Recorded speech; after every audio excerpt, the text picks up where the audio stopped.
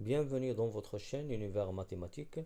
Dans cette vidéo, on va voir la correction d'un exercice sur les nombres complexes. On considère Z un nombre complexe écrit sous sa forme algébrique avec le module de Z égale à 5 et tel que l'argument de Z il appartient à l'intervalle 3 pi demi de pi.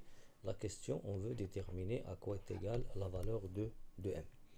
Donc, pour l'énoncé, on va prendre l'écriture algébrique du nombre Z et son module qui est le module de Z égale à 5.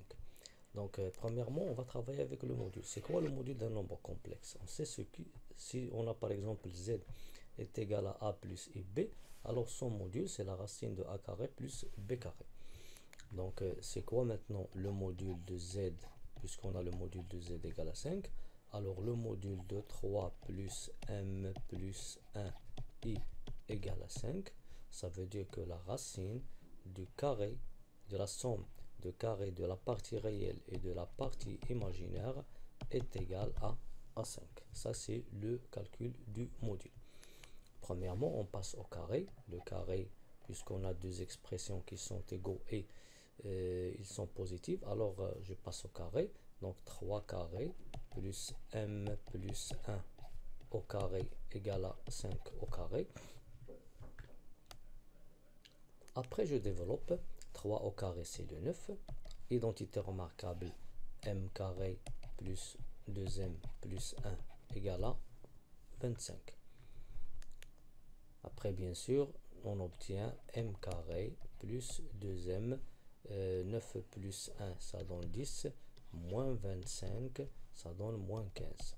Et j'obtiens ici une équation du deuxième degré à variable M. On va maintenant déterminer quelles sont les solutions de cette équation. Pour cela, on va calculer le discriminant delta de cette équation. Delta, c'est quoi? C'est B carré moins 4AC, c'est 2 carré moins 4 fois 1 fois moins 15, donc qui est égal bien sûr à 4 plus 60, qui est égal à 64. Bien. Puisqu'il est positif, alors cette équation il a deux racines ou bien deux solutions, M1 et M2. Donc la première c'est moins B qui est 2, moins 2 plus la racine de 64 sur 2A, c'est 2. Et l'autre c'est moins 2 moins la racine de 64 sur 2. Donc pour la première, racine de 64 c'est 8, moins 2 plus 8 ça donne 6, 6 sur 2 ça donne 3. Donc la première solution c'est 3. La première valeur de M est 3. Pour l'autre, moins 2 moins racine de 64 sur 2 qui est égal à moins 2 moins 8 sur 2, c'est moins 10 sur 2 qui est moins 5. Et la deuxième valeur de M égale à moins 5. Bien, maintenant on a trouvé deux valeurs, c'est 3 et moins 5. Maintenant on va voir est-ce que ces deux valeurs, ce sont les deux valeurs de M qui vérifient cette expression-là, ou bien l'une qui vérifie, ou bien pas de valeur de M qui vérifie l'expression arc, l'argument de Z compris entre 3 pi demi et 2 pi. Maintenant, on va remplacer, on va revenir maintenant à la forme à la forme algébrique de nombre complexe Z, et on va remplacer dans le premier cas M par 3, on obtient Z égale 3 plus 3 plus 1i, et on va remplacer aussi par moins 5. Et on obtient ici 3 plus 4i, ici 3 moins 4i. Donc, à cette étape-là, je peux déterminer la valeur de M en utilisant seulement le repère. Donc, si je prends le repère et si je veux, par exemple, placer le point M qui a pour affixe Z, ça veut dire que le point M qui a pour coordonnées 3, 4. Donc, 3, 4, il se trouve dans cette partie-là. Et dans cette partie-là, bien sûr, on remarque que l'intervalle, c'est 0 pi demi et pas 3 pi demi de pi. Et si je prends ici le point M de coordonnées Z défini par 3 moins 4, la partie réelle elle est positive, la partie réelle elle est positive, la partie imaginaire négative, on le trouve dans cette partie-là, et c'est cette partie qui est bien sûr qui appartient à l'intervalle 3 pi demi de pi. Bien, ou bien je peux utiliser maintenant la forme trigonométrique pour travailler avec l'argument de Z. Et bien sûr, pour trouver la forme trigonométrique, on va factoriser le nombre complexe par son module qui est 5. Donc ici, j'écris 5, facteur de 3 sur 5, plus i 4 sur 5, ou bien 4 sur 5 i. Bien. Et l'autre, je factorise par 5.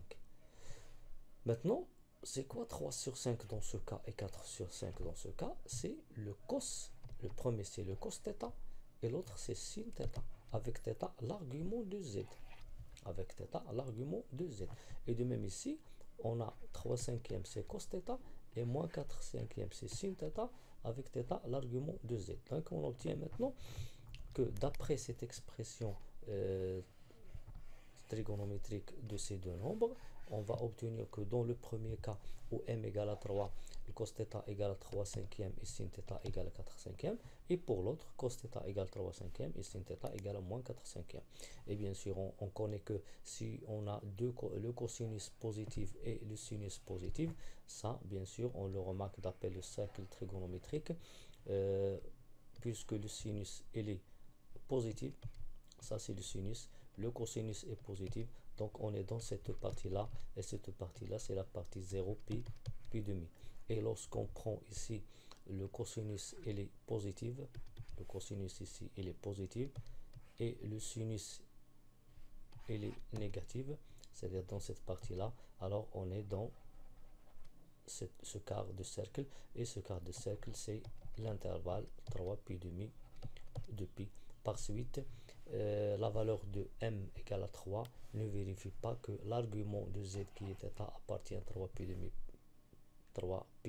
de pi, mais la valeur de m qui est égale à moins 5, il vérifie bien sûr que l'argument de z qui est θ est un élément de 3 pi demi de pi. Donc pour le premier cas, θ, qui est l'argument de z, n'appartient pas à 3 pi demi de pi du fait que le cosinus et sinus sont positifs, mais l'autre, θ, il appartient à 3 pi demi de pi. Pourquoi? Parce que le cosinus il est positif et le sinus il est négatif. Par suite, la seule valeur, ou bien la valeur qui vérifie le module de z égale à 5 avec l'argument de z est un élément de 3 pi demi de pi, et m égale à moins 5.